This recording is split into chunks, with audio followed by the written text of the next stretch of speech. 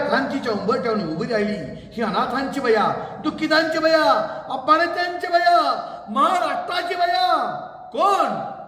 जिजाबाई. मूर्तिमंत सौदामिनी शहाजी राजांच्या दारी हत्ती झुलत होते. धनदौलत, पालख्या, मेने, नोकर चाकर, हत्ती, घोडे इत्यादी भोसड्यांचा सौदा चौकीवाडा गजबजलेला होता. लक्ष्मी सारखं ढटून ठटून मिरवायचं म्हटलं असतं तरी ते जिजाबाईला सहज शक्य होतं. तिचा जामदार करण्यात जोडीवर दागिने होते. जगात भोसलेला मान फार मोठा होता, सारं काही होतं.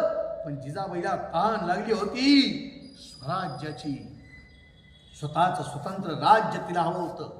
दुसऱ्या कोणत्याही मृगजळानं तिची तहान भागणं शक्य नव्हतं. जगावेगळी बाई होती ती. तुळजाभवानी तिची परमभक्त होती. जगदंबेने जसं 9 रात्र 9 दिवस अखंड युद्ध करून मांडून अवघे राक्षस निर्दाळून काढले, तसंच आपण या सुलतानाविरुद्ध युद्ध मांडून ती देवा ब्राह्मणांची भूमी मुक्त करावी असं तिला वाटे. मराठ्याच्या संसाराची, मुलकाची आणि देवा धर्माची उडत असलेली जाईना तिला पाहवत नव्हती. इतर सरदारी सारखा पालख्या मेन्यात आणि दागदागिन्यात घोटाळलेला तिचा स्वभावच नव्हता.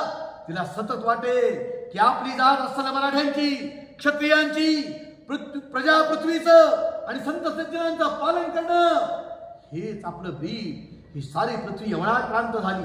तिची मुक्तता करून धर्मसिंहासनाची स्थापना करायची की या जुलमी मगरूर सुलतानांपुढे मनं सुकवायच्या. तिला अशा बुजरे भातरांचा तिटकारा येईल.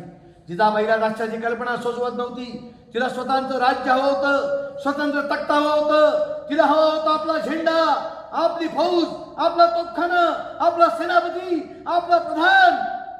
आमच्या देशावर राज्य करतील आमचे सार्वभौम चंद्र सूर्य आणि आमचा सार्वभौम राजा, हे तिचं स्वप्न होतं. असली भयंकर मनोराज्य करणारी सुलतान द्रोही व्यक्ती अमुक एका घरात राहते असं जर बादशाला कळलं असतं तर केवळ अंदाजाने तोफा लावून त्या व्यक्तीची, त्या घरासकट, त्या गावासकट धुळधाण उडवली असती. आणि तीही मराठ्यांच्या हातून.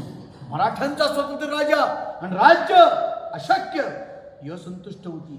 जहागीरदारांचे, सरदारांची तिला चिड येई. त्यांना स्वाभिमान नाही, कुळाशयाची चाट नाही, बेआबरूची चीट नाही. मोठेपणासाठी स्वतःची आई सुद्धा विकायला कधी करणार नाही हे लाचार, स्वार्थी गुलाम. पुरुष कसले हे? देव, देश आणि धर्म प्रतिपाळतील तोच पुरुष असं शहाजी राजांनाही वाटलं. आपलं राज्य असावं, आपणच राजा असावं. आणि शक्य आहे का? त्यांना सुलतानी सत्तेची चिड येईल, पण ती त्यांना गिळावी लागे.